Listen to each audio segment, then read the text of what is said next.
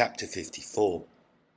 Then Adam and Eve stood up in the cave and prayed the whole of that night until the morning dawned. And when the sun was risen, they both went out of the cave. Their heads were wandering from heaviness of sorrow, and they didn't know where they were going. And they walked in that condition to the southern border of the garden. And they began to go up that border until they came to the eastern border, beyond which there was no more land. And the cherub who guarded the garden was standing at the western gate, and guarding it against Adam and Eve, lest they should suddenly come into the garden. And the cherub turned around, as if to put them to death, according to the commandment God had given him.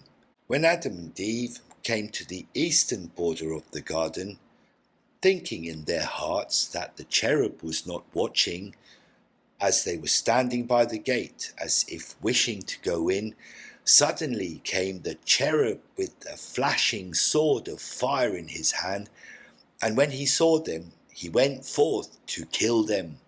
For he was afraid that God would destroy him if they went into the garden without his order. And the sword of the cherub seemed to shoot flames a distance away from it. But when he raised it over Adam and Eve, the flame of the sword did not flash forth. Therefore the cherub thought that God was favourable to them, and was bringing them back into the garden, and the cherub stood wondering. He could not go up to heaven to determine God's order regarding their getting into the garden. He therefore continued to stand by them, unable as he was to part from them, for he was afraid that if they should enter the garden without permission, God would destroy him. When Adam and Eve saw the cherub coming towards them with a flaming sword of fire in his hand, they fell on their faces from fear and were as dead. At that time the heavens and the earth shook, and another cherubim came down from heaven to the cherub who guarded the garden, and saw him amazed and silent. Then again other angels came down close to the place where Adam and Eve were.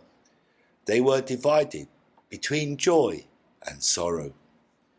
They were glad because they thought that God was favourable to Adam, and wished him to return to the garden, and wished to restore him to the gladness he once enjoyed.